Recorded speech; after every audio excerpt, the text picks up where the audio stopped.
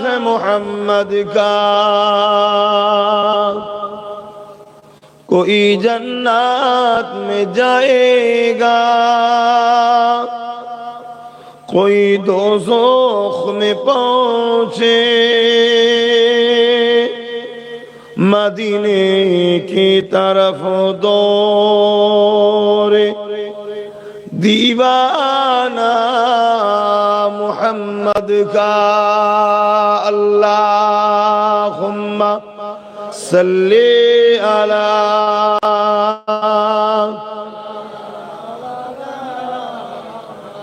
वला आले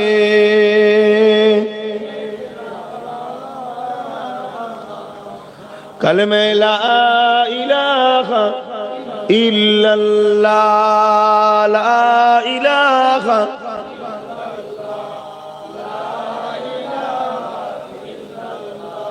ला इलाहा इल्लल्लाह मुहम्मदुर रसूलुल्लाह। हस्बी रब्बी जल्लल्लाह मा फी क़ल्बी खैरुल्लाह।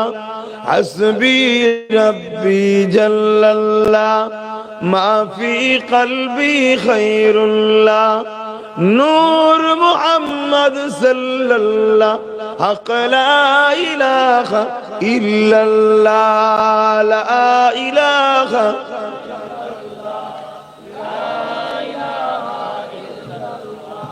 ला इलाहा इल्लल्लाह मुहम्मदुर रसूलुल्लाह। अल्लाहुम्मा सल्ली अला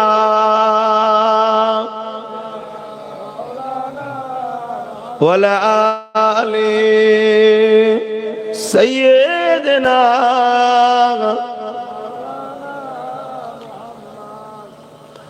अनिल हमीद।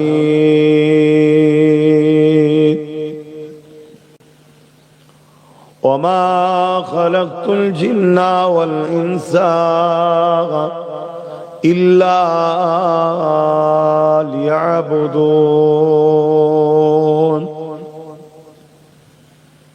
আমার আব্বা জানেরা, আমার নওজোয়ান তরুণেরা, যুবকেরা, ছোট ছোট বাচ্চারা, পর্দার আড়ালে অবস্থিত আমাদের সকলের আম্মা জানেরা, বোনেরা, বিশেষ করে সম্মানীয় উলামা হযরত, হাফিজে কোরআন, ইমাম সাহেবগণেরা,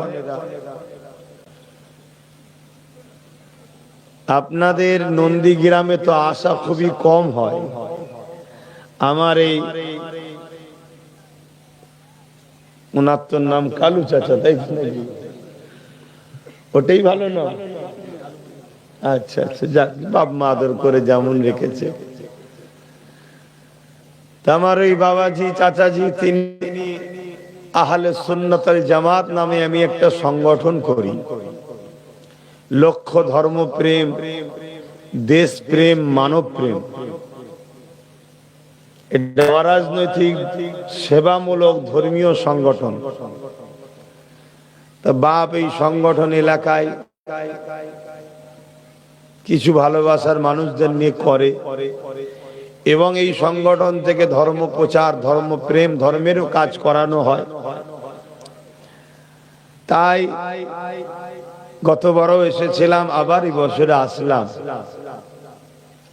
আমি জানি না এই আশপাশে ইসলামের অনুসারীদের সংখ্যা কেমন আছে, কেন এটা ইসলাম ধর্মের ধর্মীয় সভা। অতএব এই মাহফিলে ইসলামের অনুসারীরাই স্বাভাবিক আসবে, কেন যে যা ধর্ম তার কাছে পছন্দ। তবে হ্যাঁ, ইসলামের অনেক প্রোগ্রামে গিয়ে দেখেছি অমুসলিম ভাইয়েরাও শুনতে আসে, কিন্তু দায়িত্ব তো আমাদের আসা, কেন এটা আমাদের ধর্মীয় কাজ। আল্লাহ আমাদেরকে বড় আদর করে সুন্দর করে সৃষ্টি করেছে। জমিন, আসমান, কায়নাতে যা কিছু আছে সবকিছুর একজন সৃষ্টি মালিক, তিনি হলেন আল্লাহ। সকলে বলুন কে? আল্লাহ। এবং যা কিছু বানিয়েছে তার মধ্যে সর্বশ্রেষ্ঠ মখলুক, শ্রেষ্ঠ সৃষ্টি হলো মানুষ। আমাদেরকে আল্লাহ শ্রেষ্ঠ বানিয়েছে, আর সবকিছু বানিয়েছে আমাদের খেদমতের জন্য, আমাদের উপকারের জন্য। সূর্য আমাদের খেদমতের জন্য, চাঁদ আমাদের সেবার জন্য, জমিন আমাদের জন্য, আসমান আমাদের জন্য। সবকিছু মানুষ জাতির জন্য সৃষ্টিকর্তা বানিয়েছেন। আর মামাদের ঘরে বানিয়েছেন কি জন্যে? ইল্লা লিয়াবুদুন, তিনার দাসত্ব করার জন্য। জোরে বলুন সুবহানাল্লাহ। তিনার দাসত্বটা কি? আল্লাহ পাক কোরআনের মধ্যে বলছেন, মা আতাকুমুর রাসূল ফাখুযুহু ওয়া মা নাহাকুম আনহু ফান্তাহু। আমি আমার দোস্তকে পাঠিয়েছি, আমার দোস্ত যা আদেশ করছে, যা দিচ্ছে নিয়ে নে, যা নিষেধ করতে সেটাকে ছেড়ে দে। এটার জন্যই তোদেরকে আমি বানিয়েছি। আল্লাহ পাক বড় আদর করে আমাদেরকে যেমন বানিয়েছেন, পাশাপাশি উম্মতে মুহাম্মাদি হওয়ার জন্য সমস্ত নবীর উম্মতদের থেকেও আবার আমরা শ্রেষ্ঠ হয়েছি। জোরে বলুন সুবহানাল্লাহ। وكذلك جعلناكم أمة وسعة لتكونوا رسول الله وتكونوا وكذلك جعلناكم أمة وسعة। আল্লাহ আমাদেরকে এমন একটা উম্মত বানিয়েছে যে আমরা সাক্ষী দাতা হিসাবে আল্লাহ আমাদেরকে তৈরি করেছে। লিতাকুনু শুহাদা আলান নাসি ওয়া ইয়াকুনুর রাসূলু আলাইকুম শাহিদা। আমরা অন্যান্য নবীদের সাক্ষ্য দেব কিয়ামতের দিনে। যখন অন্য নবীদের ঘরে কিয়ামতের দিন জিজ্ঞেস করা হবে, তোমার উম্মতরা ভুল করেছে কেন? সেই সকল নবীরা বলবে, আল্লাহ দাওয়াত দিয়েছিলাম, এরা শোনেনি। উম্মত বলবে, আল্লাহ আমরা দাওয়াত দিয়েছি, ওরা শোনেনি। উম্মত বলবে, আল্লাহ না, আমাদের কাছে কেউ আসেনি। আমার নবী আলাইহিস সালাম দিওকে আল্লাহ লক্ষ্য করে বলবে, তোমরা যে দাওয়াত দিয়েছো সাক্ষী কই? সাক্ষী নিয়ে আসো। ওই সময় আমার আল্লাহ পাকের নবীরা আমার দয়ান নবীর উম্মতদেরকে লক্ষ্য করে বলবে, হে উম্মতে মুহাম্মাদি, তোমরা আমার সাক্ষী দাও। উম্মতে মুহাম্মাদি বলবেন, আল্লাহ আপনার নবীরা সত্য বলছে, ওরা নবীদের কথা শোনেনি। তখন তারা বলবে, আল্লাহ আপনার নবী তো আখিরি নবী, আপনার নবীর উম্মতরা তো শেষ নবী। তাহলে তারা কি করে জানলো? তখন আমার নবীর উম্মতরা বলবে, আল্লাহ আপনার হাবিব আমাদেরকে শুনিয়েছেন। জোরে বলুন সুবহানাল্লাহ। আর আপনার হাবিবকে আল্লাহ আপনি তো শুনিয়েছেন। জোরে বলুন সুবহানাল্লাহ। তাহলে আল্লাহ আমাদেরকে আখিরি নবীর উম্মত করে অনেক শানওয়ালা করেছে। সমস্ত নবী আলাইহিস সালামরা আমার নবী পাককে দেখার জন্য, আমার নবীর উম্মত হওয়ার জন্য শখ করেছিলেন। শুধুমাত্র ঈসা নবীর দোয়া কবুল হয়েছে। আল্লাহ পাক তিনাকে উঠিয়ে নিয়েছেন, আবার তিনি আসবেন, উম্মতে মুহাম্মাদি হয়ে আসবেন। জোরে বলুন সুবহানাল্লাহ। সেই নবীর উম্মত আমরা। আল্লাহ আমাদেরকে এত শানওয়ালা করেছে। এই মাহফিলে যারা আমরা এসে বসি, আমার নবী পাকের খাতিরে এই মাহফিলে বসা দরুন আল্লাহ আমাদের ছোট ছোট গুনাহগুলো এমনি মাফ করে দেয়। অন্যান্য নবীদেরও তো মাহফিল হয়েছে, কিন্তু আমার নবীর খাতিরে চুপ করে যদি এসে বসে, তাই গুনাহ মাফ করে দেবে। আর কেউ যদি শুনে তওবা করে আল্লাহর ভয়ে, যেমন মায়ের পেট থেকে বাইর হয়েছিলাম, কোনো গুনাহ ছিল না, আল্লাহ ওই রকম বেগুনাহ বানিয়ে দেয়। জোরে বলুন সুবহানাল্লাহ। তামার নবী পাককেও আল্লাহ বড় শানওয়ালা করেছে। আমরা যেমন আখিরি নবীর উম্মতের সমস্ত উম্মতদের থেকে শ্রেষ্ঠ, আমার নবী আবার সমস্ত নবীদের থেকেও শ্রেষ্ঠ। জোরে বলুন সুবহানাল্লাহ। কি গো, এতে আমরা খুশি না বেজার? সমস্ত নবীরা, আমার নবী পাক সাল্লাল্লাহু আলাইহি সাল্লামকে আল্লাহ সমস্ত নবীদের সর্দার করেছে। আমার নবী পাক সাল্লাল্লাহু আলাইহি সাল্লাম এই মাসে মেরাজে গেছেন। মুসা আলাইহিস সালাম আল্লাহকে দেখার শখ করেছিলেন, সব নবীরাই করেছিলেন, কিন্তু মুসা নবী বড় বাইনা ধরেছিলেন যে আল্লাহ দেখা দিতেই হবে, দেখা দিতেই হবে। এটা নবীদের জন্য মানায়, তারা আল্লাহর বড় পিয়ারা, বড় পিয়ারা। মুসা নবীকে আল্লাহ কত ভালোবাসতেন। একদিন মুসা নবী আল্লাহকে বলছে, আল্লাহ আপনি যদি মুসা হতেন আর আমি যদি আল্লাহ হতাম, আপনি আমার কাছে কি চাইতেন? আমার আল্লাহ বললেন, মুসা তুমি যদি আল্লাহ হতে আর আমি যদি নবী হতাম, এ কথা আমরা বলতে পারবো? ঈমান চলে যাবে। ওটা হুজুরের জন্য, উনাদের জন্য মানায়, ওনারা আল্লাহর বড় নৈকট্য পেয়েছে। তুমি যদি আল্লাহ হতে আর আমি যদি মুসা হতাম, আমি তোমার কাছে সুস্থ শরীর চাইতাম। তাহলে সুস্থ শরীর কত বড় নিয়ামত, বুঝছেন? কিন্তু আমাদের যুবক ছেলেরা সুস্থ শরীর নিয়ে গান বাজনা যাত্রা ফাংশনে কাটিয়ে দিচ্ছে, আল্লাহর জন্য কাটাই না। যখন দুর্বল হয়ে যাবে আর কোনো উপায় নেই, চ মসজিদে, চ মসজিদে চ। এটা কি আল্লাহর সঙ্গে আমাদের আল্লাহ পাকের হুকুমের বেখিলাফ? আমরা কি অন্যায় করছি না? অথচ এই সুস্থতা তো আল্লাহ দিয়েছে। আমাদের তো উচিত আল্লাহ ডাকে সাড়া দেওয়া, আমাদের তো উচিত কোরআনের মাহফিলে যাওয়া, আমাদের তো উচিত আল্লাহ ও রাসূলের পক্ষে চলা। কেন? জিন্দেগিটা তো আল্লাহ দিয়েছে, পা দুটো তো আল্লাহ দিয়েছে। এই দুটো পায়ে কত জায়গায় গেলাম, যেখানে গেলে আল্লাহ নারাজ সেখানেও চলে গেলাম, গানে চলে গেলাম, যাত্রায় চলে গেলাম, ফাংশনে চলে গেলাম, দুনিয়ার জমিনের বেঈমান জালিম নেতাদের মিটিং এ চলে গেলাম। অথচ আল্লাহ দিয়া পা দিয়ে আল্লাহর কথা শুনতে আসতে পারলাম না, আল্লাহ দিয়া পা দিয়ে নবীর মাহফিলে বসতে পারলাম না, আল্লাহ দিয়া পা দিয়ে আলেমদের কাছে যেতে পারলাম না, আল্লাহ দিয়া পা দিয়ে মসজিদে যেতে পারলাম না। এ যুবকেরা, তরুণেরা, বাপেরা, নিজেকে একবার প্রশ্ন করো, তুমি কতটা অন্যায় করছো? উত্তর পাবে। অস্ত শুধু করবো আর শুনবেন এটা নয়, তুমি যদিও আসলে আবার পান খেয়ে ছোট্ট লাল করে ফেলেছো, এই দেখো না বসে আছে, তো ওখানে কেন? আচ্ছা ঠিক আছে, বসো। কেমন পান খেয়েছে দেখেন না, চিকুম চিকুম করে চিবোচ্ছে।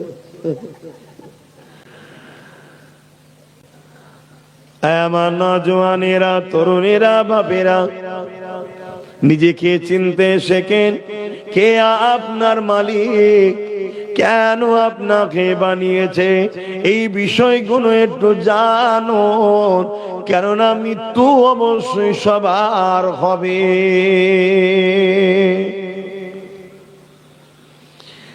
এ নওজওয়ানেরা, কার কখন মৃত্যু হবে কেউ জানে না। সবকিছুর পিছনে ডেট লেখা থাকে, মৃত্যুর কোনো ডেট নাই। এটা অমুক তারিখে এক্সপায়ার হয়ে যাবে, এই ডেট লেখা থাকে।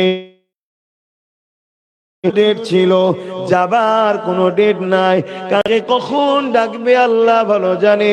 কেন? তিনার সৃষ্টি, তিনি যখন ডেকে নেবে আর দাঁড়াবার কোনো উপায় থাকবে না।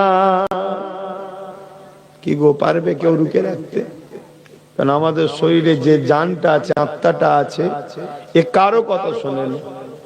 30 বছর, 40 বছর, 50 বছর, 60 বছর, 100 বছর আমাদের সাথে থাকে। যদি বলা হয় 10টা মিনিট আমায় সময় দে, তারপরে যাস খুনি আল্লাহটাকে সারা দিস খুনি, শুনবে? 10 সেকেন্ড কারো কথা শুনবে না। কেন? এটা আল্লাহর হুকুম, এটা আল্লাহর তৈরি। তিনার কথা ছাড়া এ রূহ আত্মা কারো কথা শুনে না। তাই বলে যায় দুনিয়ায় থাকতে থাকতে ওয়াল তানজুরু নাফসুম মা কদ্দামাত লিগাদ, পরকালের নিয়ে বেশি বেশি চিন্তা করুন, কেন আখিরাতটা বড় কঠিন জায়গা হবে। কবরটা হলো প্রথম মঞ্জিল। ওই কবরের জমিনে আপনার আব্বা আপনার সঙ্গে থাকবে না, আপনার সন্তান আপনার সঙ্গে থাকবে না, আপনার ভাই আপনার সঙ্গে থাকবে না, আপনার স্ত্রী আপনার সঙ্গে থাকবে না, আপনার মা বাপ আপনার সঙ্গে থাকবে না, সন্তান বেটিরা কেউ আপনার সঙ্গে থাকবে না। ওই কবর হলো একা থাকার জায়গা। দৈনিক কবর ঘোষণা করতে লেগেছে এ দুনিয়ার মানুষেরা, আমি কবর হলাম অন্ধকার জায়গা, আমি কবর হলাম একা থাকার জায়গা, আমি কবর হলাম পোকামাকড়ের জায়গা। তাই তৈরি হয়ে আসো, তৈরি হয়ে আসো। এই কবরে দুটো জিনিস লাগবে। প্রথম নম্বর হলো ঈমান, দ্বিতীয় নম্বর হলো আলো আমল। যারা শুধু আমল বলে তারা উম্মতে মুহাম্মাদীকে ধোঁকা দিচ্ছে। যারা শুধু আমল বলে আল্লাহর বান্দা কোনো বান্দি কোনোকে ধোঁকা দিচ্ছে। দুটো জিনিস লাগবে, একটা হলো ঈমান আর একটা হলো আমল। আমল কখন হয়? ঈমানদার যখন আল্লাহর হুকুম মেনে চলে, ঈমানদার যখন রোজার হুকুম মেনে চলে, নবীর হুকুম মেনে চলে, তখন সেটা আমল হয়। এক কথায় ঈমানদার যখন আমার নবী পাকে রেখে যাওয়া দিনের কাজগুলোকে করে, ওটা তখন আমল হয়। আর ঈমান যদি না থাকে, আপনি যতই ভালো কাজ করুন না কেন, ওটা কিন্তু আমল নেকি নাই। তাহলে দুটো জিনিস কবর খেতে লাগবে, বা নাজাত পেতে গেলে দুটো জিনিস লাগবে, একটা হলো ঈমান আর একটা হলো আমল। আমল হলো নামাজ, রোজা, দাড়ি, টুপি, হজ, যাকাত, দান, খায়রাত, মা বাপের ভালোবাসা, বড়দের সম্মান, ছোটদের স্নেহ, এক কথায় ভালো কাজ যেগুলো নবী করেছে, করতে বলেছে, এগুলো সব আমল। ঈমানটা কি? ঈমান হলো এখান থেকে, অন্তর থেকে, মুখে শুধু নয়, অন্তর থেকে আল্লাহর বন্ধু মুহাম্মদ সাল্লাল্লাহু আলাইহি সাল্লামকে রাসূল জেনে, সত্য জেনে, জানের থেকে বেশি ভালোবেসে আদবের সাথে মেনে নেওয়ার নাম হলো ঈমান। কি বুঝাচ্ছি শুনছেন? তো যাদের দিলে রাসূলের মহব্বত থাকবে, নবীর বিশ্বাস থাকবে, তাহলে নবীর কথা অনুযায়ী তো চলবে, ঠিক না বে ঠিক? এই যে গাছগুলো দেখছেন, এই গাছের ডালপালাগুলো হলো আমল, আর মূলটা থাকে জমিনের ভেতরে, ওটা হলো ঈমান। বুঝাবার জন্য বলছি।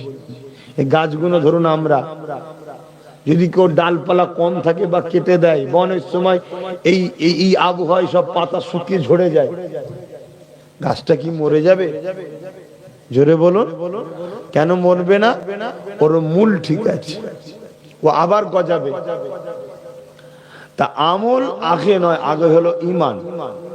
মূল মূল যদি শেষ হয়ে যায়, ডালপালা গাছের পাতা থাকার পরও ও মরবে, একেবারেই মরবে, আর জীবনে গজাবে না।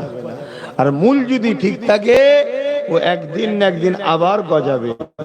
মূলটা হলো ঈমান, হুজুরের প্রেম ও আদব, হুজুরকে নবী জেনে, সত্য জেনে, দিল থেকে অন্তর দিয়ে আদবের সাথে ভালোবেসে মেনে নেওয়ার নাম হলো, এটা সবাই বলুন, ঈমান।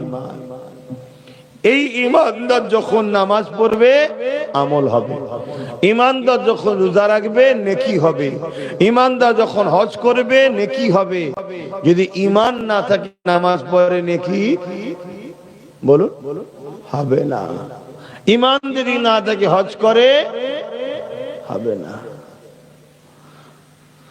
বাপেরা, নওজোয়ান তরুণেরা, আমার নবী পাককে মহব্বত করা, আদব করা, নবী পাকের শান মর্যাদাকে বিশ্বাস করে দিলের মধ্যে জায়গা করে দেওয়া, এটাকে আল্লাহ ঈমান করেছে। আর নামাজ, রুকু, সিজদা, হজ, যাকাত, দান, খায়রাত, রোজা, এগুলো কি আল্লাহ পাক আমল করেছে।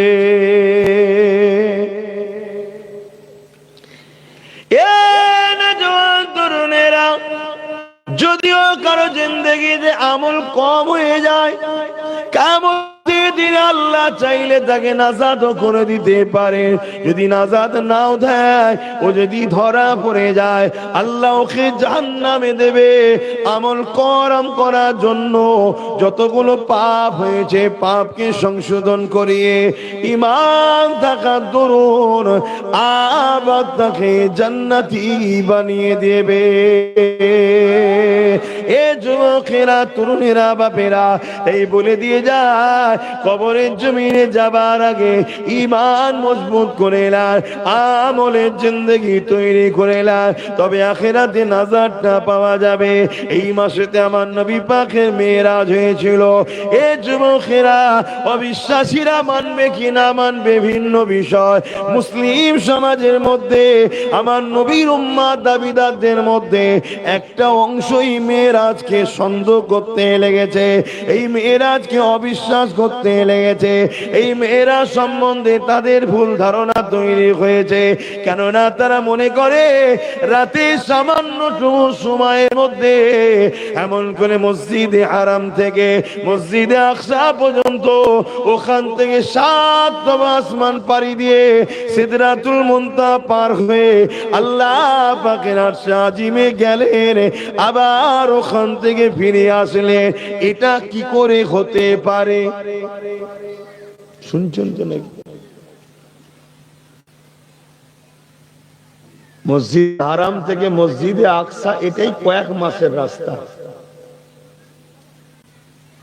আবার প্রথম আসমান থেকে দ্বিতীয়, জমিন থেকে প্রথম আসমান যতটা, জমিন থেকে দ্বিতীয়, প্রথম আসমান থেকে দ্বিতীয় আসমান ততটা, এভাবে 7 তবক আসমান পার করে 7 তবক আসমান জমিন থেকে যতটা, ওখান থেকে সিদরাতুল মুনতাহা আবার ততটা, আবার ওখান থেকে আল্লাহর আরশ। তা কি করে হতে পারে? অবিশ্বাসী বিশ্বাস করবে কি না করবে আমার দেখার দরকার নেই। মুসলিম সমাজের মধ্যে এই নিয়ে মতানৈক্য আছে না? আল্লাহ এই সমস্ত মতানৈক্যটা হবে, এটা আল্লাহ জানতেন না? জানতেন না? এটা আওয়াজ দেন ভাই, জানতেন। তাই আল্লাহ মতানৈক্যর সব মূল গোড়া কেটে দিয়েছে আল্লাহ। কেন? আল্লাহ বলছেন সুবহানাল্লাযী আসরা বিআবদিহি লাইলাম মিনাল মসজিদিল হারাম ইলাল মসজিদিল আকসা। প্রথমেই আল্লাহ বলেছে সুবহানাল্লাযী। এই যে প্রোগ্রামটা হয়েছিল জমিন থেকে বাইতুল হারাম থেকে মসজিদে আকসা, ওখান থেকে প্রথম আসমান, দ্বিতীয় আসমান, তৃতীয় আসমান, এক করে সপ্তম আসমান, ওখান থেকে সিদরাতুল মুনতাহা, ওখান থেকে আল্লাহর আরশ, এই যে আমার নবী সওয়ার করেছেন, এই যে প্রোগ্রামটা হয়েছে, এই প্রোগ্রামটা আমার নবী করেছে নয়, আমি আল্লাহ করিয়েছি। জোরে বলুন সুবহানাল্লাহ। আর আল্লাহকে আল্লাহ নিজে বলছেন সুবহানাল্লাযী আসরা। এই সওয়ারটা করিয়েছেন তিনি, যিনি সমস্ত দুর্বল, সমস্ত অক্ষমতা থেকে পাক ও পবিত্র। জোরে বলুন সুবহানাল্লাহ। আল্লাহ পাক আমার নবীকে বলছেন, হাবিব আপনি করেছেন যদি বলেন, আপনার পাগলগুলো মেনে নেবে। কি মানবেন না মানবেন? আমার নবীকে যারা মানি, যে নবী যদি বলে আমি মেয়েরাজ থেকে ঘুরে এসেছি, আমরা মানবো না? মানবো না? মানবো। কিন্তু আল্লাহ বলছে, হাবিব আপনি এখানে নিউট্রাল থাকেন, আমি যারা ইখতিলাফ করবে তাদের সঙ্গে আমার চ্যালেঞ্জ। কি চ্যালেঞ্জ? এই প্রোগ্রামটা আমি আমার পেয়ারাকে আমি আল্লাহ নিয়ে এসেছি, আমি আল্লাহ সফর করিয়েছি, আমি আল্লাহ ভ্রমণ করিয়ে তিনাকে পৌঁছেছি। জোরে বলুন সুবহানাল্লাহ। এবারে বলুন, যাররা পরিমাণ কারো যদি ঈমান থাকে আল্লাহর উপরে সন্দেহ করবেন নাকি? আল্লাহর ক্ষমতা আছে না? আল্লাহ ওই জন্য বললেন সুবহানাল্লাযী আসরা, আমি আল্লাহ সেই পবিত্র সত্তা জিনার মধ্যে কোনো অক্ষমতা দুর্বলতা নাই, সমস্ত দুর্বল অক্ষমতা থেকে যিনি পাক, তিনি তিনার পিয়ারাকে দোস্তকে এই মাসে তিনার দিদারে নিয়ে গেছেন, ভ্রমণ করিয়েছেন নামের রাতের কিছু সময়ের মধ্যে। জোরে বলুন সুবহানাল্লাহ। আল্লাহ নবী বলেন, আমি যখন উযু করেছিলাম, ওই উযুর পানিটা যখন গড়াতে ছিল, আমি ভ্রমণ করে এসে দেখি ওই উযুর পানিটা তখনও গড়াতেছে। ভাই, একটা উযুর পানি গড়াতে কতক্ষণ সময় লাগে বলুন? 1 মিনিটও লাগবে, খুব জোর জোর। আর কোথা থেকে কোথা, কোথা থেকে কোথা, কোথা থেকে কোথা ঘুরে এসে দেখছি উযুর পানি গড়াচ্ছে। এটা আল্লাহর পাওয়ার আছে না? না। তবে বিজ্ঞান যত তারাক্কি করছে না, অমুসলিম বা এটাকে যদি কোনো অবিশ্বাসীরা অবিশ্বাস করে, তাদেরকেও বিজ্ঞান কিন্তু তাদের চোখ খুলে দিচ্ছে। আমরা তো ইমানদাররা মানি, আল্লাহ যখন বলে তার কোনো প্রশ্ন আছে নাকি? এক কথা বলেন, মানি। এই যে হাতে ঘড়ি দেখছেন, ঘড়ি, এই ঘড়িতে দেখুন কাঁটাগুলো ঘুরছে, ঠিক না? এই ঘড়িতে কাঁটাগুলো ঘুরছে, ইঞ্জিন আছে, সব আছে, কিন্তু এই ঘড়ির মেন জান কোনটা বলো? ব্যাটারি। ব্যাটারি, ব্যাটারি যদি বার করলে হয়, বলেন বলেন, যে যেখানকার কাঁটা আছে সেখানে রয়ে যাবে। তা আমার নবী হলেন পুরো কায়নাতের জান। জোরে বলুন সুবহানাল্লাহ। এই দুনিয়া থেকে আমার নবী যখন বেরিয়ে গেলেন, সঙ্গে সঙ্গে যেটা যেখানে ছিল সেটা সেখানে দাঁড়িয়ে গেছে, আর চলে না। শুনছেন? সবকিছু কাজ মিটে যখন নবী আবার ঢুকেছে, আবার দুনিয়ার জান পেয়েছে, আবার কাঁটা দুনিয়ার ঘোরা শুরু হয়েছে। জোরে বলুন সুবহানাল্লাহ। আমার নবী পাককে আল্লাহ নিয়ে গেছে।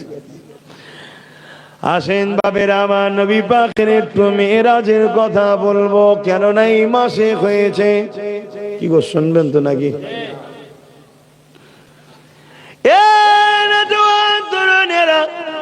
আমার আম্মা জানেরা, আমার বোনেরা, আল্লাহ নবী পাককে কি নিয়ামত করেছেন শুনে রেখে দেন। মুসা আলাইহিস সালাম বলেছিলেন, ও রব্বি আল্লাহ পাক, আমি আপনাকে দেখতে চাই। আমার আল্লাহ বলল মুসা হবে না। মুসা নবী আবার বলে দেখতে চায়, আল্লাহ বলল হবে না। মুসা নবী আবার বলে দেখতে চায়, আল্লাহ বলেছিলেন মুসা তুর পাহাড়ে চলে আসো। তুর পাহাড়ে মুসা নবী যখন গেলেন, 70,000 নূরের পর্দা ভেদ করে আল্লাহ পাকের তাজাল্লি চলে আসলো তুর পাহাড়ে। যখনই তুর পাহাড়ে আল্লাহ পাকে তাজাল্লিটা পড়লো, মুসা নবী সঙ্গে সঙ্গে অজ্ঞান ও চৈতন্য হয়ে গিয়ে পাহাড় থেকে গড়িয়ে গড়িয়ে নিচেই চলে এলো, এবং আল্লাহ পাকের তাজাল্লিতে ওই তুর পাহাড় কানা পুড়ে ছাই হয়ে গেল। যেটাকে আমরা সুরমা হিসাবে ব্যবহার করে, ওটা সেই দিন আল্লাহ নূর তাজাল্লিতে ওই পাহাড়টা পুড়ে গেছিল। সেই পুরা ছাই আমাদের জন্য সুরমা। তাই ওই সুরমা যখন চোখে লাগায়, চোখের যদি কোনো বিমার থাকে, ওই সুরমার বরকতে আল্লাহ পাক বিমারকে ভালো করে দেয়। যুবকেরা, তরুণেরা, 40 দিন পর্যন্ত মুসা নবী অজ্ঞান ও চৈতন্য হয়েছিল। আল্লাহ পাকের তাজাল্লি দেখেছে, আল্লাহ নয়, আল্লাহ নয়, আল্লাহ তাজাল্লি দেখেছে। শুনছেন তো নাকি? আল্লাহ দেখেন তাজাল্লি। আর ওই তাজাল্লি যখনই চোখে দেখেছে, তো দুনিয়ায় মুসা নবী যেই নেমে এসেছে, মুসা নবীর চোখের দিকে যে তাকাচ্ছে সে সঙ্গে সঙ্গে অন্ধ হয়ে যাচ্ছে। মানে এত হাই ভোল্টেজ অ্যাকসেপ্ট করেছে, যেটা আপনারা বুঝবেন ভাই। ওই চোখের দিকে সাধারণ মানুষ যখন তাকাচ্ছে, উম্মতরা সঙ্গে সঙ্গে অন্ধ হয়ে যাচ্ছে। জোরে বলুন সুবহানাল্লাহ। মুসা নবী তো বড় পরেশান হয়ে গেলেন, এই তো উম্মত সব অন্ধ হয়ে যাবে। লাস্টে নিজে একটা কাপড় দিয়ে চোখকে আড়াল করে দিলেন, যাতে করে কেউ আমার চোখের দিকে না দেখতে পায়। স্ত্রী বলছে, হুজুর এ কি অবস্থা আপনার? সব ঘটনা খুলে বলল। তখন স্ত্রী আবদার করছে, হুজুর একবার চোখটা তোলেন না, আল্লাহ তাজাল্লিটা আপনার চোখে আছে, ওটা একটু দেখে শকটা মিটিয়ে লি। জোরে বলুন সুবহানাল্লাহ। মুসা নবী বলছে অন্ধ হয়ে যাবে, চোখ চলে যাবে। তো হুজুর এক চোখ যাই যা, এক চোখ দিয়ে দেখে আপনার খেদমত করবো, আর এক চোখ তো আল্লাহ তাজাল্লি দেখুক। মুসা নবী যেই তুলেছে, স্ত্রী এক চোখ ধরে আর এক চোখ দিয়ে যেই তাকিয়েছে, সঙ্গে সঙ্গে চোখের রোশনি চলে গেছে। সুবহানাল্লাহ। আমি কি বুঝাচ্ছি বুঝছেন? আল্লাহ তাজাল্লি, আল্লাহ নয়, আমার নবী আল্লাহ দেখে এসেছে। তাজাল্লি যদি এই হাল হয়, তাহলে আমার নবী তো ডাইরেক্ট আল্লাহ দেখে এসেছে। কথা মাথায় ঢুকছে তো ভাইয়েরা আমার? স্ত্রী মুসা নবীর চোখের দিকে তাকিয়ে তাজাল্লি দেখে এত ইশকে দিবানা হয়ে গেছে আল্লাহর, বলছে হুজুর চোখ যাই যাক, আর একবার আপনার চোখের দিকে তাকাতে চাই, এই দিক দিয়ে আল্লাহ তাজাল্লি দেখবো। জোরে বলুন সুবহানাল্লাহ। দুটো চোখই চলে গেল। মুসা নবী তুর পাহাড়ে গেলেন, আল্লাহ এই জিনিস আপনি উঠিয়ে নেন, না হয় আমার উম্মত যাচ্ছে, আমার বিবিরও চোখ চলে গেছে। আল্লাহ পাক মুসা নবীর থেকে তাজাল্লি তুলে নিলেন এবং মুসা নবীর দোয়া কবুল করে যার যার রোশনি গিয়েছিল আল্লাহ সবাইকে আবার ফিরিয়ে দিলেন। জোরে বলুন সুবহানাল্লাহ। এটা হলো মুজিজা, নবীদের আল্লাহ মুজিজা পাওয়ার দিয়েছে। তো যাক, আমি মুসা নবীর যে কথা বলছিলাম, শক করেছিলেন আল্লাহ দেখার। আল্লাহ কি বললো? হবে না, বারবার বলাতে বললো তুর পাহাড়ে আয়, তুর পাহাড়ে আসো, তাই তো নাকি? কিন্তু আমার নবী বলেছিলেন, বলেন আল্লাহ নিজে বলছে, বন্ধু আসেন দেখা দেবো। জোরে বলুন সুবহানাল্লাহ। কি নবী পেয়েছি আমরা, আহ কি নবী পেয়েছি। বাপেরা, নওজোয়ান তরুণেরা, এ নবী পাকের প্রেমিকেরা, আল্লাহ পাক জিবরাইলকে পাঠিয়ে দিল, এ জিবরাইল জান্নাত থেকে বুরাক নিয়ে যাও, আমার হাবিবের কাছে চলে যাও, আমার হাবিবকে যে নিয়ে আসো। আমি আল্লাহ আমার হাবিবকে দিদার দেব।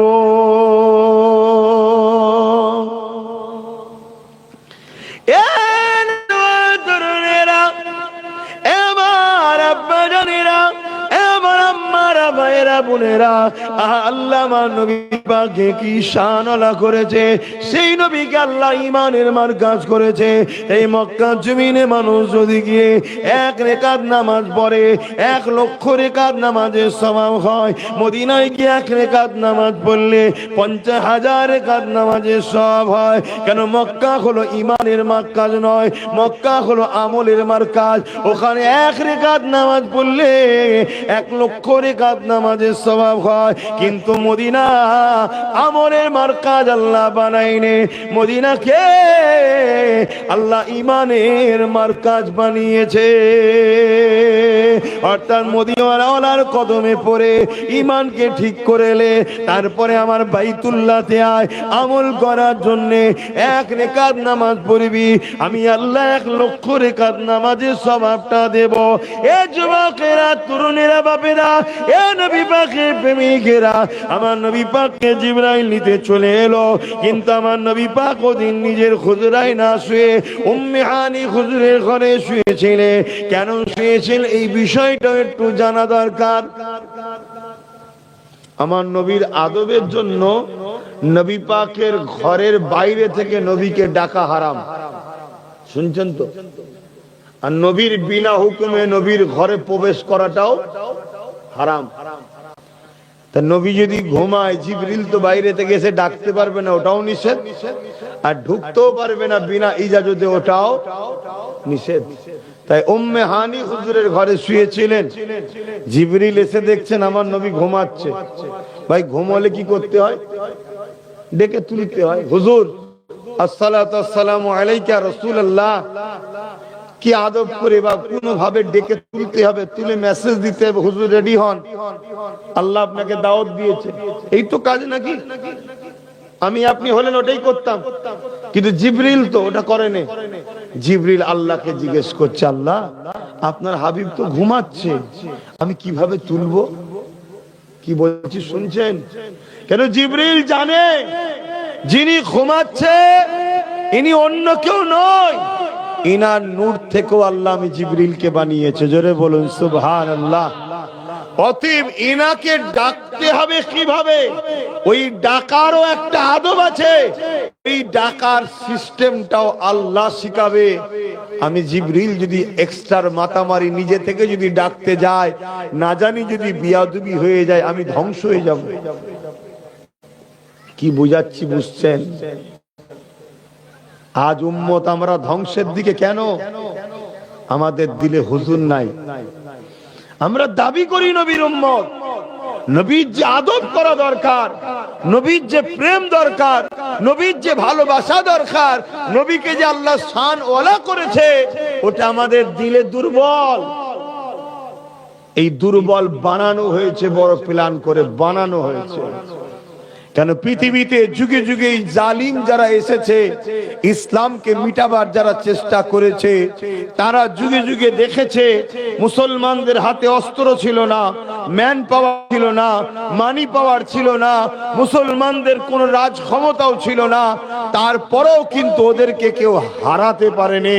তারা রিসার্চ করে দেখেছে এই হারাতে না পারার কারণটা কি, তারা দেখেছে মুসলমানদের সিনার পাওয়ারে ওরা জিতেছে। জোরে বলুন সুবহানাল্লাহ।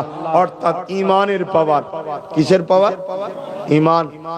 তাই ইসলামের দুশমনেরা, জালিমেরা কোটি কোটি টাকা খরচ করে ছদ্মবেশী মোল্লা মৌলী সাহেবকে বাজারে ছেড়ে দিয়েছে, যারা আমাদেরকে ঘন্টার পর ঘন্টা নামাজ নিয়ে বলবে, রোজা নিয়ে বলবে, হজ নিয়ে বলবে, যাকাত নিয়ে বলবে, বলা দরকার বলুন, কিন্তু শুধু এগুলো নিয়ে বলবে, নবীর প্রেম আদব গুরুত্বর কথা বলবে না, উপরন্তু নবীকে ছোট করার চেষ্টা করবে। কেন?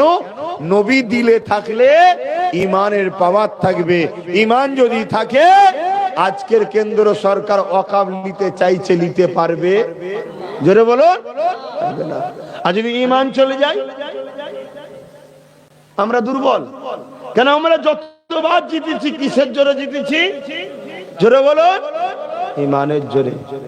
ইতিহাস তো বলছে, তাই তো নাকি? বদরের ময়দানে মাত্র 313 জন ছিল, অপরদিকে 1000-এর উপরে ছিল। 313 জনের কাছে 1000 জন পরাজিত হয়ে গিয়েছিল, অথচ 1000-এর কাছে অস্ত্র ছিল, তীর ছিল, বল্লম ছিল, ঘোড়া ছিল, উট ছিল। 313 জন খালি পায়ে খাজুরের ডাল ছিল, তথাপিও 313 জন জিতলো কি করে? এ যুবকেরা, তরুণেরা, জিতেছে ঈমানের জোরে।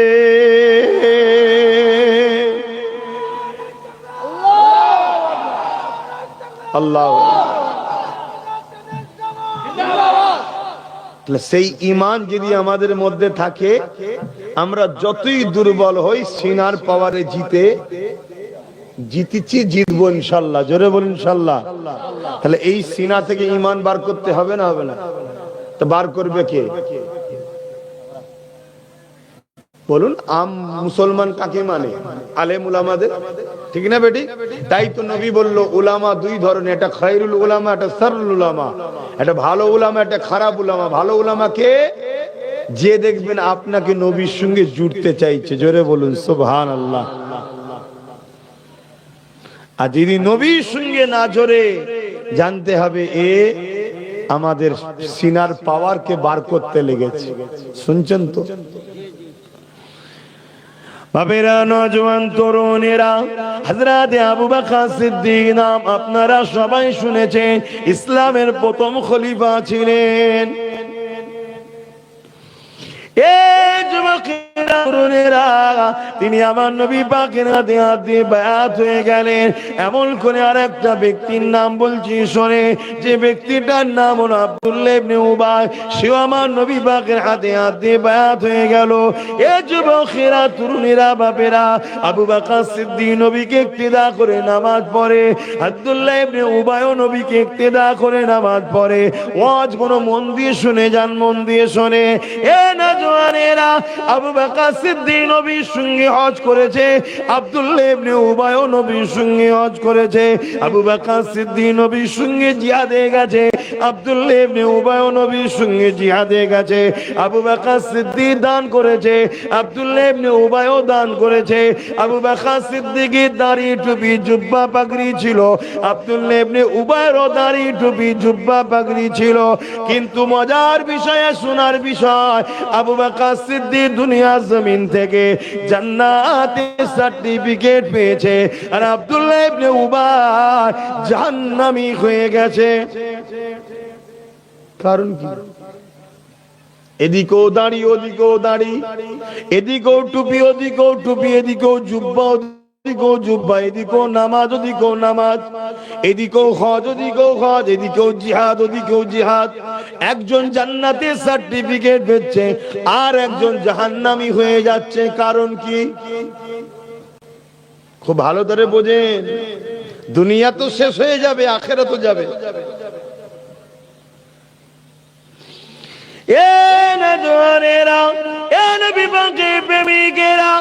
আপনারা জানেন কি জানি না, ব্রিটেনের মাটির তলাতে খ্রিস্টানদের গোপন মাদ্রাসা রয়েছে। কেন তারা মাদ্রাসা তৈরি করলো আপনারা জানেন কি জানি না? আমার দেশেতে এমন করে ইসলামের দুশমনদেরও অনেক মাদ্রাসা রয়েছে।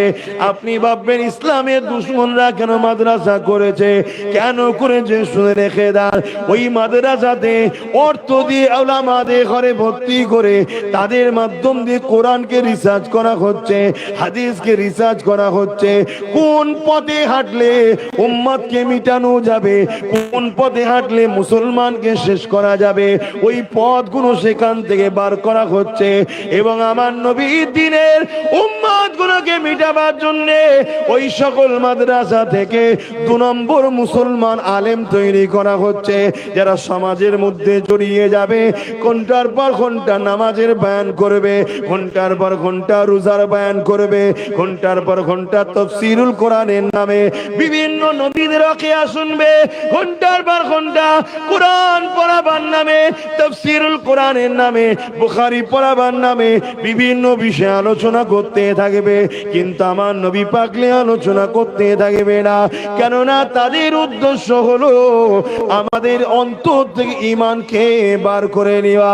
আর ঈমান জড়িয়ে আছে মুহাম্মদ রাসূলের আদব প্রেমের সঙ্গে।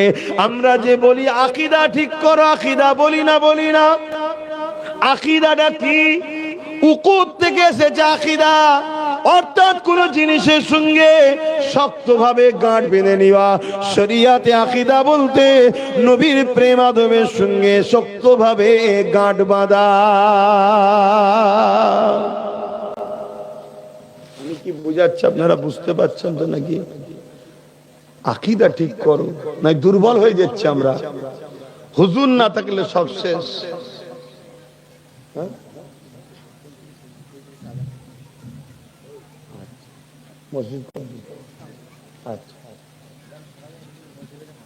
আচ্ছা বলবে না, মাইকটা বন্ধ করতে হবে, আউটপুটটা বন্ধ করবো।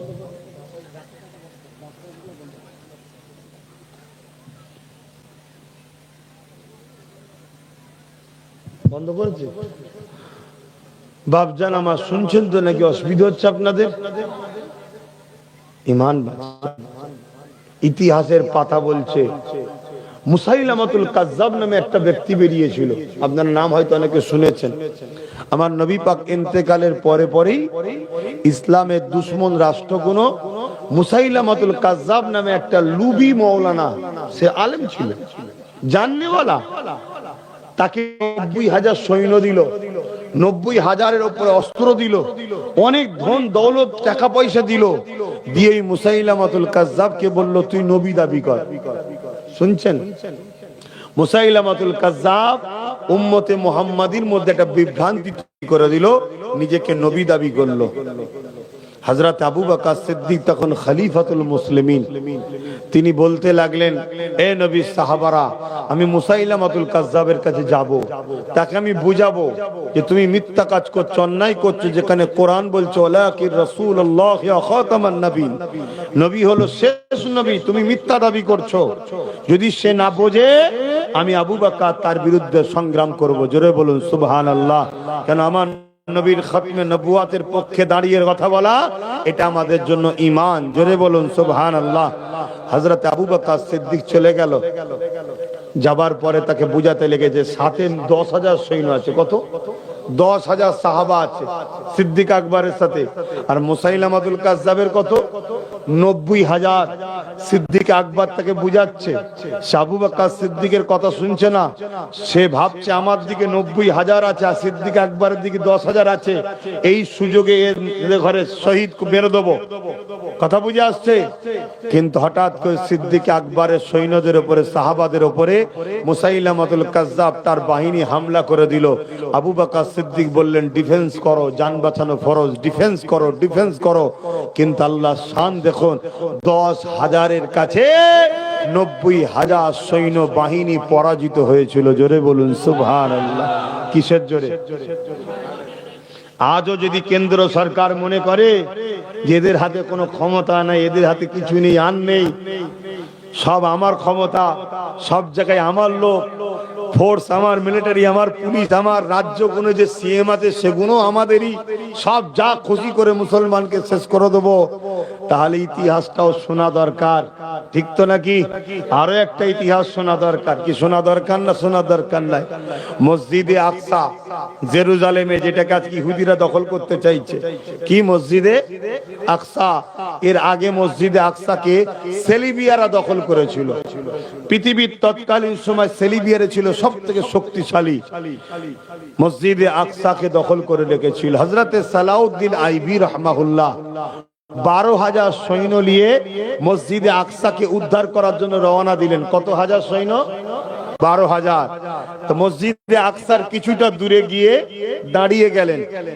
দাঁড়াবার পরে সালাউদ্দিন আইবি হুজুর খোঁজ নিতে পাঠালেন, লোক পাঠালেন, যাও যে খোঁজ লাও মসজিদে আকসাকে কারা রেখেছে, কতজন সৈন্য আছে তদন্ত করো। তো গুপ্তচর এসে বলছে, হুজুর 4 লক্ষ সেলিবিয়া তরোয়াল নিয়ে দাঁড়িয়ে আছে। তখন তরোয়ালের লড়াই হতো। 4 লক্ষ সেলিবিয়া তরোয়াল নিয়ে দাঁড়িয়ে আছে মসজিদকে ঘিরে।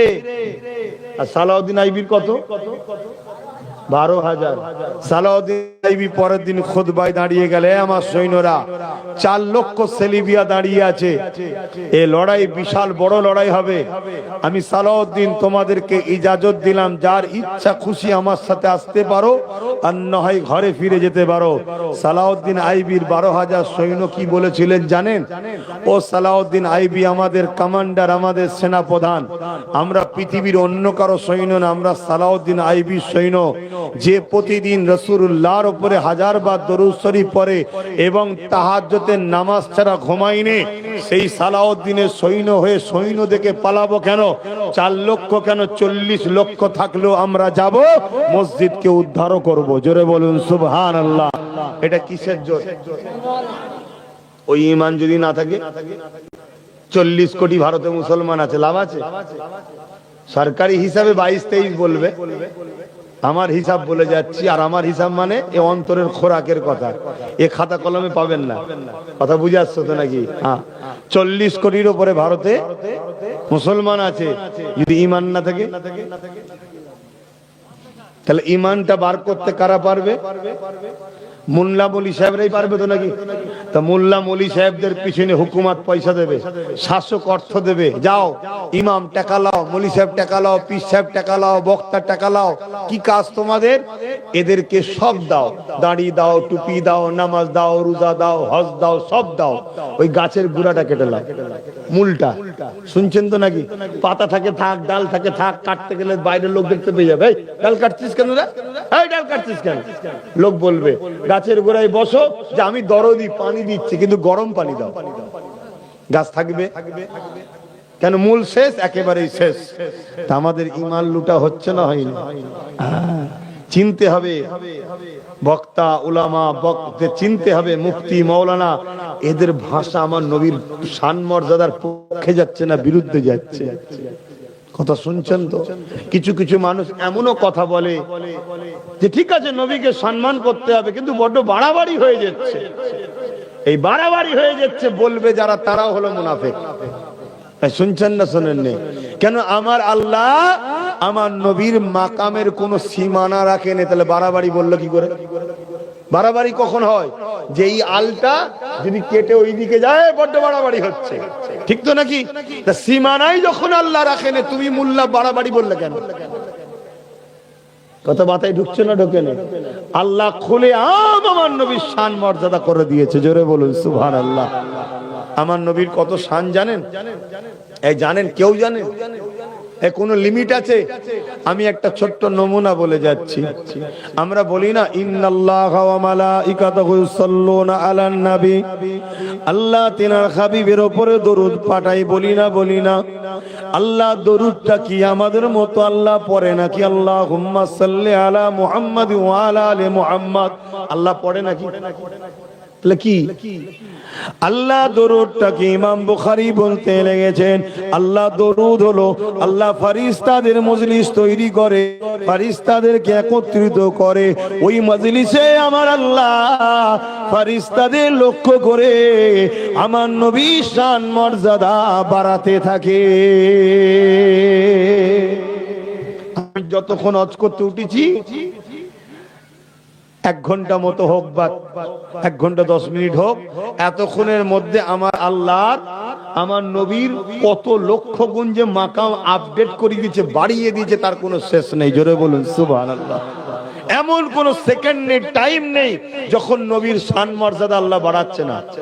ওই যে মোবাইলে দেখছেন না একটা অপশন আছে আপডেট, আপডেট মারার সাথে দেখবেন মোবাইল ফ্রি হয়ে যায়, নতুন নতুন ভার্সন আছে। তা আমার আল্লাহ নবীর মাকামকে সব সময় আপডেট করছে। জোরে বলুন সুবহানাল্লাহ। কেন? বন্ধু হয় আল্লাহ। কথা শুনছেন? সেই নবীকে দিলে রাখেন, আমল করুন, নবীকে দিলে রেখে করুন, নবীকে দিলে রেখে আমল করুন। অনেকের আকীদা আছে যে নবীর কথা নাকি নামাজে মনে পড়লে নামাজ হবে না। নাউজুবিল্লাহ বলেন, নাউজুবিল্লাহ বলেন। হ্যাঁ, যার দিলে নবী নেই তার নামাজ হবে না, যার দিলে নবী আছে তার নামাজ হবে। জোরে বলুন সুবহানাল্লাহ। আমি জানেন না আমার নবী যখন সেজদায় পড়েছিলেন, হাসান হোসেন হুজুর নবীর পিঠে উঠে পড়েছিল, জানেন না? এক কথা বলছো না তো? সাহাবারা পিছনে সব কাতার দিয়ে দাঁড়িয়ে আছে, আর আল্লাহ নবী সেজদায় পড়ে আছে। ইমাম তো হুজুর নামাজ পড়াচ্ছে, সেজদায় পড়ে আছে। সুবহানা রাব্বিয়াল আলা, সুবহানা রাব্বিয়াল আলা, সুবহানা রাব্বিয়াল আলা, সুবহানা রাব্বিয়াল আলা, সুবহানা রাব্বিয়াল আলা কন্টিনিউ পড়েই যে সাহাবা হুজুররা চিন্তায় পড়ে গেল, এতক্ষণ তো সেজদায় কোনোদিন থাকেনি কেন? জামাতে বেশিক্ষণ সেজদা, বেশিক্ষণ লম্বা কেরাত, বেশি লম্বা করতে নাই। কেন? জামাতে অনেক কোয়ালিটির লোক থাকে, 80 বছরও থাকে, 90 বছরও থাকে, 18 বছরও থাকে, ঠিক না? সবাইকে মেনটেন করতে হয়। কার কি হাল আছে না আছে কে জানে? কারো হয়তো পিসাব বেশিক্ষণ রুকে রাখার ক্ষমতা নেই, সেও নামাজের মধ্যে দাঁড়িয়ে আছে, এগুলো মেনটেন করতে হয়। যাই হোক, নবী পাক সাল্লাল্লাহু আলাইহি ওয়াসাল্লাম একা যখন নামাজ পড়তেন, রাতকে রাত দাঁড়িয়ে দাঁড়িয়ে কোরআন পড়তেন। কথা বুঝে আসছে? কিন্তু নবী যখন সেজদায় পড়ে আছে, এতক্ষণ তাসবিহ পড়ছে, সাহাবা হুজুররা চিন্তিত হলেন।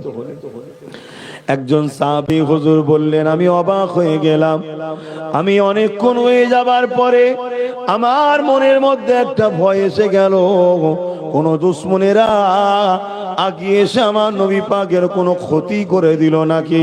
তখন তো এত মার্বেল, এত পাকা মসজিদও ছিল না, খেজুর পাতাতে ঘেরা, যেখান থেকে খুশি ঢুকে যাবে।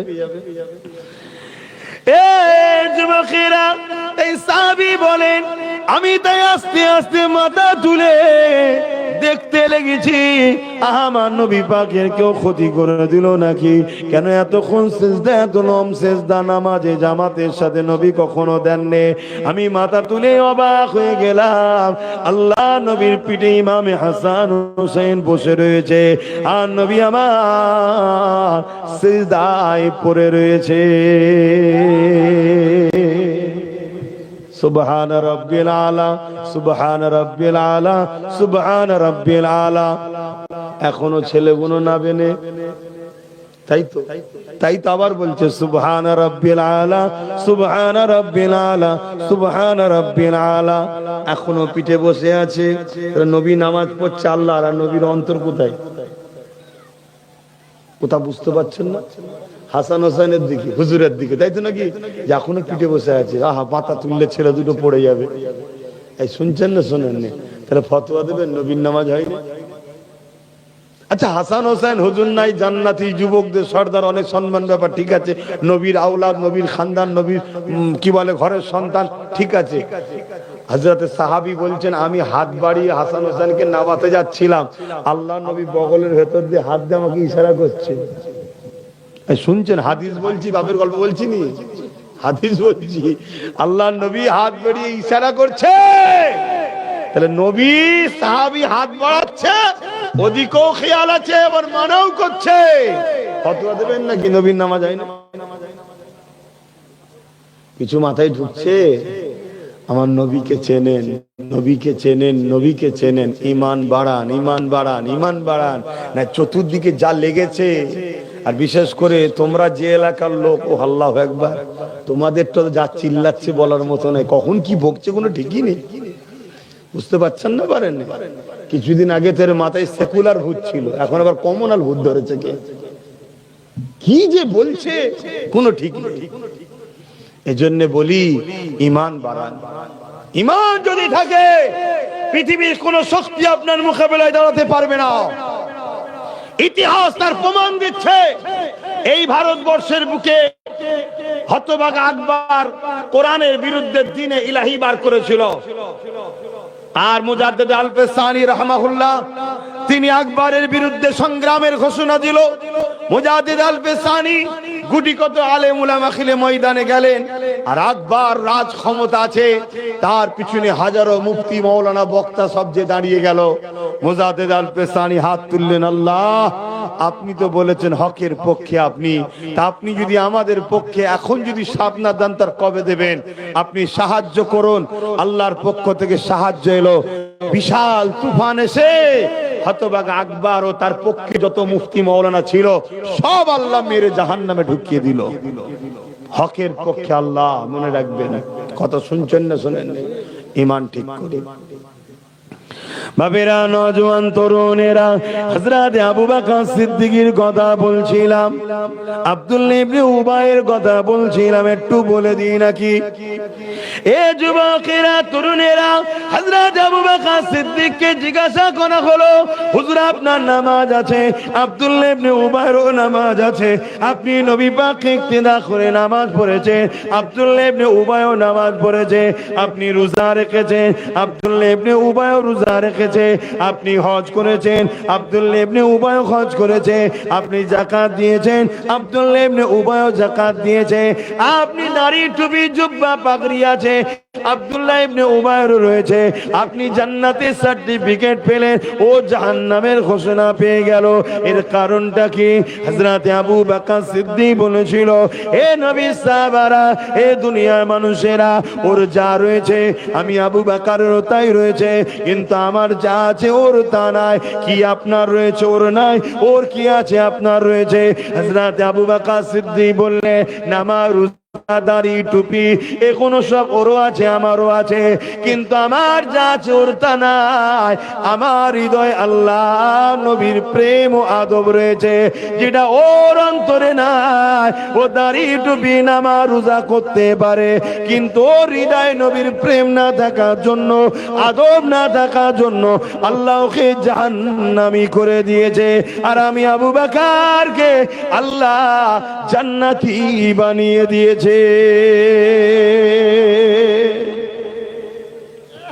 তাহলে আমরা কোনো মানুষকে মুনাফিক না মুমিন চিনতে গেলে নামাজ দেখবো, রোজা দেখবো, হজ দেখবো, কোরআন পড়ছে, তাফসীর করছে, বুখারী পড়াচ্ছে, মিশর থেকে পড়েছে, মদিনা থেকে পড়েছে, এগুলো দেখবো না মুহাম্মদ রাসূল সিনায় আছে নাকি দেখবো? কোনটা?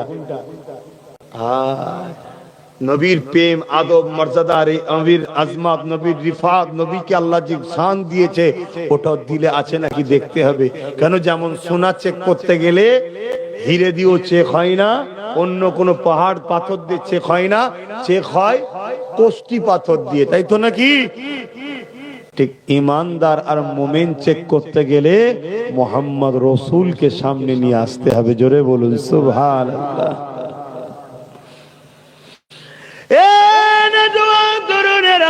আমার নবী পাক ওই বুরাকের পিঠে উঠে মেরাজে যাবে। হযরত ইব্রাহিমের কথা মনে পড়েছে, আল্লাহ পাককে জিজ্ঞাসা করতে লেগেছে, ও রাব্বি আল্লাহ, আপনার হাবিব ঘুমাতে লেগেছে, আমি জিবরাইল কিভাবে উঠাবো, আমি জিবরাইল কিভাবে তুলবো? এ যুবকেরা শুনে রেখে দাও, জিবরাইল হলো সমস্ত নবী ফেরেশতাদের সরদার। আল্লাহ পাক জানিয়ে দিল, এ জিবরাইল আমার হাবিবের কদমের কাছে বসে যাও। আমার হাবিবের কদমের কাছে বসে গিয়ে আমার হাবিবের কদমে তুমি তোমার ঠোঁট লাগিয়ে চুমা দিতে লাগো। আরো জোরে বলুন সুবহান। ভাবছেন আমার নবীর শান? জিবরাইল ফারিস্তা, ফারিস্তাদের সর্দার, আল্লাহর ওহী বহনকারী ফারিস্তা, সমস্ত নবীদের কাছে ওহী এনেছে। সেই ফারিস্তাকে আল্লাহ বলছে, জিবরাইল তুমি আমার হাবিবের কদমের কাছে বসো, বসে আমার হাবিবের কদমে চুমা দাও। আমার হাবিব তোমার চুমা পেয়ে জেগে উঠবে। জোরে বলুন সুবহানাল্লাহ। নবীর শানটা বুঝতে পারছেন? আহা, আজকে সেই নবীকে আমাদের মতো বলা হচ্ছে, মরে গেছে বলা হচ্ছে, শাফাআত করতে পারবে না বলা হচ্ছে। যদি এইসব কথা আমরা বিশ্বাস করি, আমাদের সিনার পাওয়ার থাকবে না, যাবে চলে। যারা চলে গেলেই লাভ কাদের? যারা ইসলামকে মিটাতে চাইছে তারা জিতে যাবে, আমরা হেরে যাব। কি বুঝাচ্ছি বুঝছেন? হ্যাঁ। হযরত জিবরাইল আলাইহিস সালাম চুমা দিতে লাগলেন। আল্লাহ নবী উঠে বসে বললেন, জিবরাইল সালাম দিতে লাগলেন, নবী আমার জবাব দিতে লাগলেন। আল্লাহ নবী জিজ্ঞাসা করতে লাগলেন, জিবরিল কি খবর? ইয়া রাসূলুল্লাহ, হাবিবাল্লাহ, ধন্য আপনি, আল্লাহ আপনাকে বড় শানওয়ালা বানিয়েছে, বুরাক রেডি হয়ে আছে। ইয়া রাসূলুল্লাহ, হাবিবাল্লাহ, চলে। এ জিবরাইল কোথায় যাব? আল্লাহ দাওয়াত দিয়েছে, আপনাকে দিদার দেবে। আমার নবী বড় খুশি হয়ে গেলেন, রেডি হয়ে গেলেন। এমন করে বোরাকে উঠতে লেগেছে, বোরাক মাথা লাড়ছে, আমার নবীকে নেবে না বলছে। জিবরিল বলতে লেগেছে, বোরাক তুই কি জানিস? তোর পিঠে কি উঠতে লেগেছে?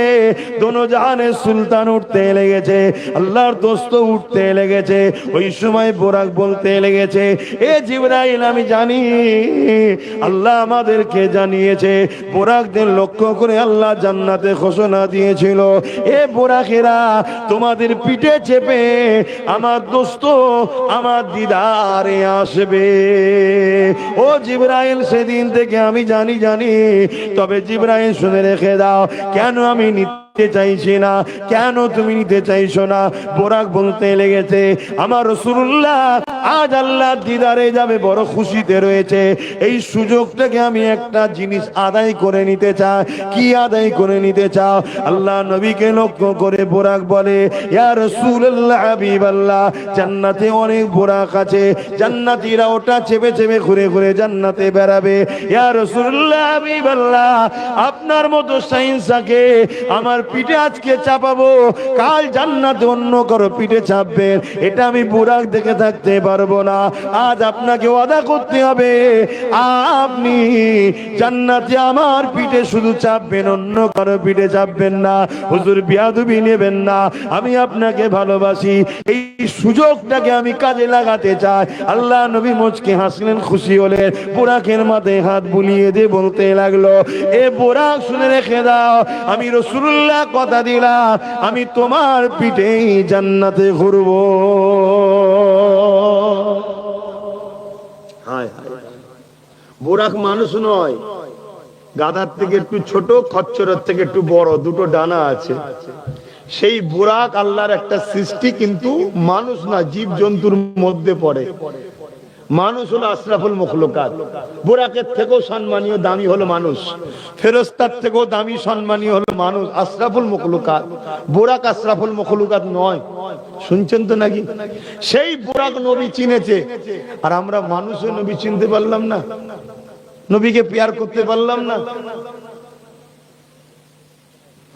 বাবেরা, নজওয়ান তরুণেরা, এ নবী পাকের প্রেমিকেরা, একটা কথা মনে পড়ে গেছে, একটু জানিয়ে দিই। আল্লাহ নবী মদিনার নববী শরীফে বসে আছে, সাহাবা হুজুররা সাথে রয়েছে। এমন সময় একজন ব্যক্তি চলে আসলো, আল্লাহ নবীকে সালাম দিয়ে বলতে লাগলে, ইয়া রাসূলুল্লাহ, হাবিবাল্লাহ, হুজুর বেয়াদবি নেবেন না, আমি একটা আরজু নিয়ে এসেছি। আল্লাহ নবী বললেন, কি আরজু নিয়ে এসেছো? ইয়া রাসূলুল্লাহ, হাবিবাল্লাহ, আমার উটনিটা পাগল হয়ে গেছে, আমার উটনিটা খেপা পাগল হয়ে গেছে। এই যুবকেরা, পশু যদি পাগল হয়ে যায়, ওলির কাছে কেউ যাবে না, পীরের কাছে কেউ যাবে না, ইমামের কাছে কেউ যাবে না, সে যাবে পশু ডাক্তারের কাছে। কিন্তু সাহাবীরা আমার নবী পাকের দরবারে এসেছে, কেন? সাহাবীরা জানে আমার নবীকে তিনারা চেনে। এই সাহাবা হুজুররা বলতে লাগলে, ইয়া রাসূলুল্লাহ, হাবিবাল্লাহ, আমার উটটা পাগল হয়ে গেছে। আল্লাহ নবী সাহাবাদেরকে সাথে করে রওনা দিলে, বাকি সাহাবারাও দেখতে লেগেছে কি ঘটে। এই যুবকেরা গিয়ে দেখে ওই উটটা অন্যদিকে ছুটতে লেগেছে। ধরুন এই দিক দিয়ে আমার হুজুর আসছে, উট ওই দিকের মানুষকে তাড়া করে ওই দিকে মুখ করে ছুটছে। আমার নবী উটের দিকে আগিয়ে যেতে লেগেছে। ওই সময় সাহাবী বলে উঠলেন, ইয়া রাসূলুল্লাহ, হাবিবাল্লাহ, আমার বড় ভয় হচ্ছে, ওই উটটা মানুষের বড় ক্ষতি করে দিচ্ছে। হুজুর আপনি কাছে যাবেন না, ও ক্ষতি করে দিতে পারে। আল্লাহ নবী কি বলেছিল? উত্তরটা শোনো। আল্লাহ নবী বলেছিল, সাহাবারা, ওই উটটা তোমার নবীকে চেনে। আর আজকে মুফতি হয়ে নবী চেনে নে, বলছে মরা। মুফতি, বক্তা, মৌলানা হয়ে নবী চেনে নে, বলছে আমাদের মতো। হায় হায়। আম্মা জান আয়েশা সিদ্দিকার কাছে নবী পাকের সাহাবারা গেছেন, যে বলছে, আম্মা, নবীর সঙ্গে নামাজ পড়লাম, নবীর সঙ্গে জিহাদে গেলাম, নবীর সঙ্গে হজ করলাম, নবীর পিছনে ইক্তেদা করে নামাজ পড়লাম, কিন্তু হুজুরকে চিনতে পারলাম না। কারা বলছে? সাহাবা হুজুররা বলছে। আম্মা জান, আপনি একটু বলুন না আমার নবী কেমন? আম্মা জান আয়েশা হুজুর বলতে, সিদ্দিকা রাদিয়াল্লাহু তাআলা আনহা বলছে, হে নবীর অনুচরেরা, তোমরা কি কোরআন পড়োনি? জি পড়ি। আম্মা জান আয়েশা হুজুর বললেন, তোমাদের নবী হলো 30 পারা কোরআন। জোরে বলুন সুবহানাল্লাহ, আরো জোরে বলুন। কানা খুলুকুল্লাহুল কোরআন, নবী হলো 30 পারা কোরআন। জোরে বলুন সুবহানাল্লাহ। অর্থাৎ কোরআনের প্র্যাকটিক্যাল বাস্তব হলো মুহাম্মদ রাসূল সাল্লাল্লাহু আলাইহি ওয়াসাল্লাম। সেই নবীকে চেনো আমার যুবকের, আমার আব্বা জানেন, আমার মায়ের, আমার বোনেরা, নবীকে ধরো, নবীকে পেয়ার করো। আজ গুস্তাগে রসুল তারা আমাদের অন্তর থেকে ঈমানকে বার করে নিয়ে যাওয়ার ষড়যন্ত্র চালাচ্ছে। পুরো পৃথিবী জুড়ে ইসলামের পিছনে, কোরআনের পিছনে, দ্বীনের পিছনে আল্লাহ পাকের শান মর্যাদা এবং দয়ান নবীর বিরুদ্ধে পৃথিবী জুড়ে নতুন করে আবার একটা মানবরূপী পশুদের একটা আবির্ভাব ঘটেছে। এই জায়গায় আমাদের ঈমানকে শক্তিশালী করতে হবে, কেন তাদের হাতের ক্ষমতা আছে, আমাদের তাদের হাতে ম্যান পাওয়ার আছে, তাদের হাতে মানি পাওয়ার আছে, তাদের হাতে ম্যান্ডেট পাওয়ার আছে, তাদের হাতে অস্ত্র পাওয়ার আছে, তাদের হাতে রাজ পাওয়ার আছে। আমাদের তো কিছুই নয়। এদের মোকাবেলায় আমাদেরকে কামিয়াবি হতে গেলে ঈমানের পাওয়ার লাগবে। জোরে বলুন সুবহানাল্লাহ। আমার বাবাজি, চাচাজি প্রতি বছরই মাহফিলটা করে, আমি গুনাহগারকে নিয়ে আসে, তা আপনারা অখুশি হলেন নাকি? আল্লাহ যদি বেঁচিয়ে রাখে, আসা যাওয়া থাকবে। আপনাদেরকেও দাওয়াত দিচ্ছি, 3 দিন ইসালে সাহাবে যাবে। এই বছর তো আবার রোজার মাস পড়ে গেছে।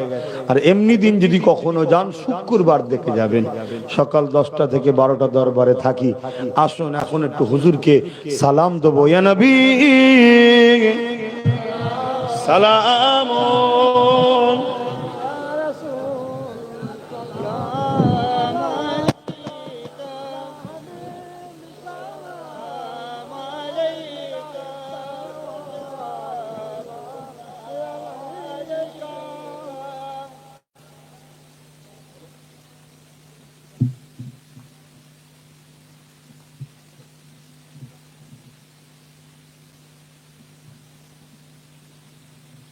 হচ্ছে না।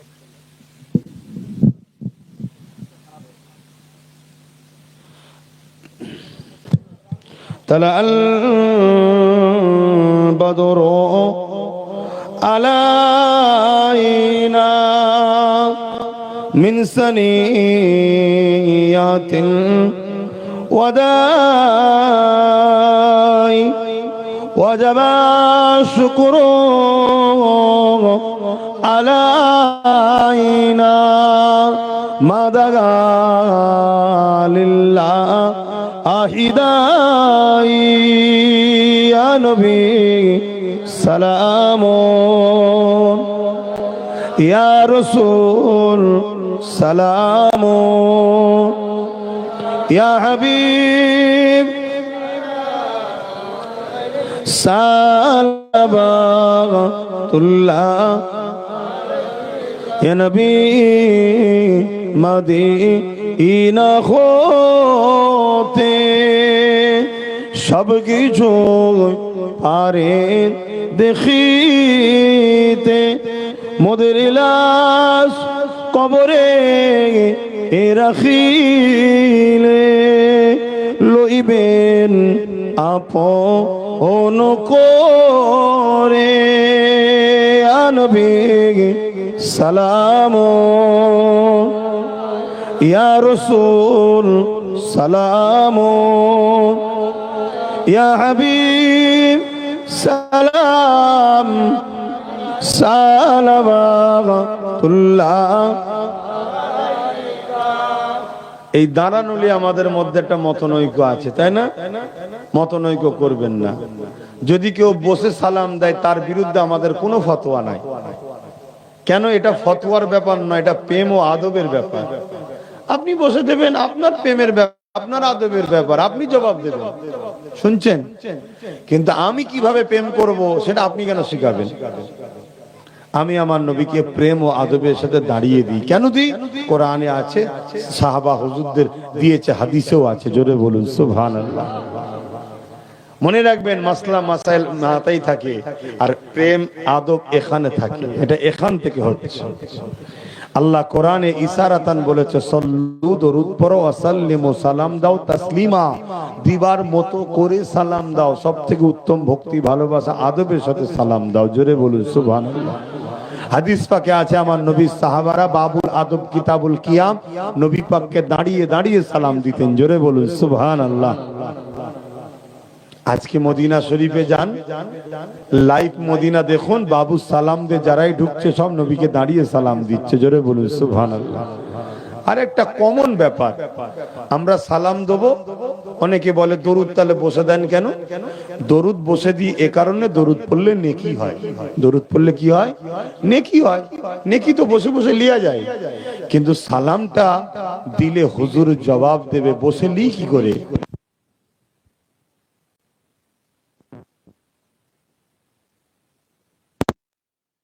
দাঁড়িয়ে সালাম দি, হুজুরের জবাব দেব।